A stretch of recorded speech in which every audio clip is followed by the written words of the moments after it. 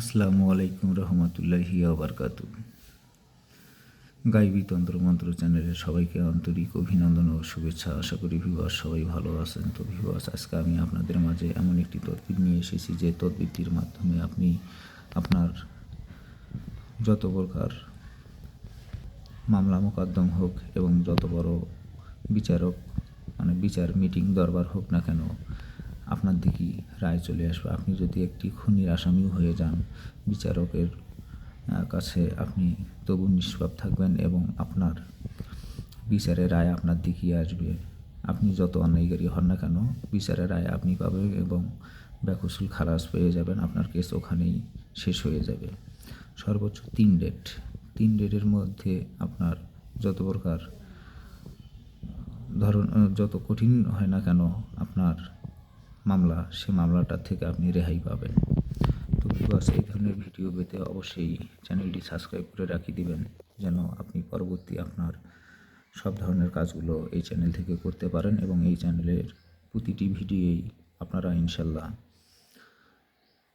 100 কাজ পাবেন।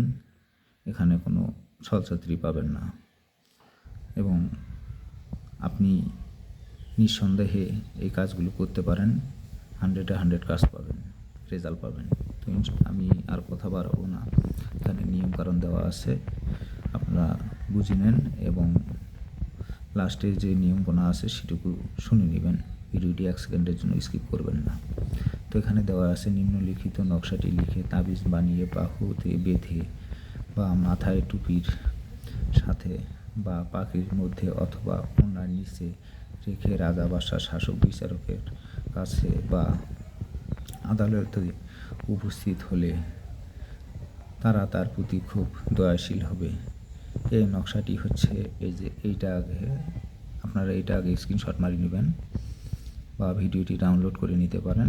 আর নকশা হচ্ছে এইটা, এই দুটি নকশা আপনারা লিখে নেবেন এবং এই নকশা দুটি অবশ্যই জাফরান মিশ্র কালি দিয়ে ভোজপত্রে লিখবেন।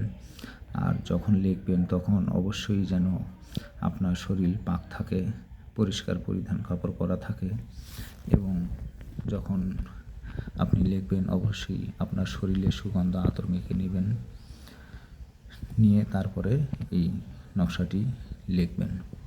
তো ভিউয়ার্স, এই ভিডিও থেকে যদি বিন্দু পরিমাণ উপকার হয়ে থাকে অবশ্যই ভিডিওটিকে লাইক করতে ভুলবেন না। কী ধরনের ভিডিও চান অবশ্যই কমেন্ট করবেন। আমি দেশ বিদেশে সব জায়গায় কাজ করে থাকি। আপনারা যে কোনো ধরনের কাজ করে নিতে পারেন, 100% রেজাল্ট পাবেন এবং গ্যারান্টি সহকারে আমি কাজ করে দিয়ে থাকি। তো আশা করি ভিউয়ার্স বুঝতে পারছেন।